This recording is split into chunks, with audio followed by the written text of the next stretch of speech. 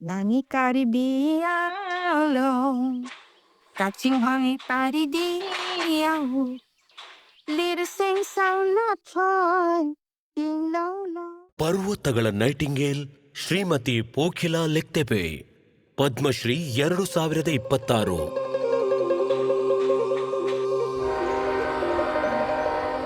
ಕಾರ್ಬಿ ಆಂಗ್ಲಾಂಗ್ ಅಸ್ಸಾಂನ ಒಂದು ಸುಂದರ ಹಳ್ಳಿ.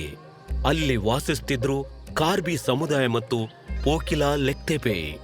ಅಲೆಮಾರಿ ಕಲಾವಿದರ ಕುಟುಂಬದಲ್ಲಿ ಜನಿಸಿದ ಪೋಖಿಲಾ ಖೋಖರ್ಬೆ ಅವರಿಗೆ ಸಂಗೀತ ಆನುವಂಶಿಕವಾಗಿ ಸಿಕ್ಕಿದ್ದಾದರೂ ಅದರಲ್ಲೇ ಬದುಕಿದ್ದರು. ಬಾಲ್ಯದಿಂದಲೇ ಅವರ ಅಸಾಧಾರಣ ಪ್ರತಿಭೆ ಜಗಮಗಿಸಲು ಪ್ರಾರಂಭಿಸಿತು. ಸಂಗೀತದೊಂದಿಗಿನ ಅವರ ಆಳವಾದ ಸಂಪರ್ಕದಿಂದ ಈ ಪರಂಪರೆ ಅಪಾಯದಲ್ಲಿದೆ ಎಂಬುದನ್ನು ಅರಿತುಕೊಂಡರು. ಕಾರ್ಬಿ ಸಂಗೀತವು ಹಿರಿಯರಿಗೆ ಮಾತ್ರ ಸೀಮಿತವಾಗಿತ್ತು.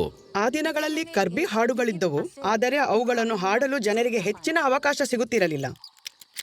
ಅಡೆತಡೆಗಳು ಇದ್ದವು, ಬಡತನವೂ ನೆರಳಾಗಿತ್ತು ಮತ್ತು ಸಂಪ್ರದಾಯವು ಮಹಿಳೆಯರನ್ನು ಸಾರ್ವಜನಿಕವಾಗಿ ವೇದಿಕೆಗಳಿಂದ ದೂರವಿಟ್ಟಿತ್ತು.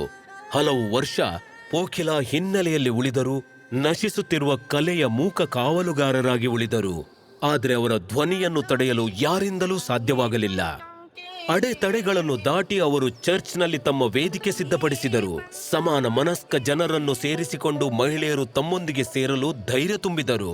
ಅವರು ದೂರದ ಪ್ರದೇಶಗಳಿಗೆ ಪ್ರಯಾಣ ಬೆಳೆಸಿದರು, ಹಿರಿಯರನ್ನು ಭೇಟಿಯಾದರು ಮತ್ತು ಕಣ್ಮರೆಯಾಗುತ್ತಿರುವ ಕಲೆಯನ್ನು ದಾಖಲಿಸಿದರು. ನೀವು ಸಾಹಿತ್ಯವನ್ನು ಬರೆಯಿರಿ, ಸಂಗೀತವನ್ನು ಕೂಡ ನೀಡಿ. ನಾವು ಸಾಧ್ಯವಿರುವ ಎಲ್ಲಾ ರೀತಿಯಲ್ಲಿ ಸಹಾಯವನ್ನು ಮಾಡುವೆವು. ನಮ್ಮ ಸಾಂಗ್ರಿ ಮ್ಯೂಸಿಕ್ ಸೊಸೈಟಿಯ ಮೂಲಕ ಈ ಹಾಡುಗಳನ್ನು ಪ್ರಸ್ತುತಪಡಿಸಿದೆವು.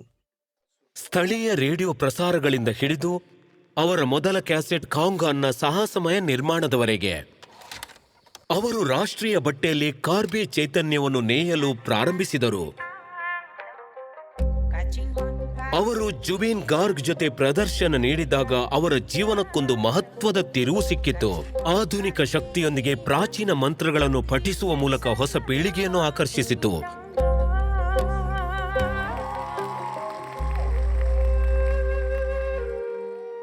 ಐವತ್ತು ವರ್ಷಗಳು, 300 ಹಾಡುಗಳು.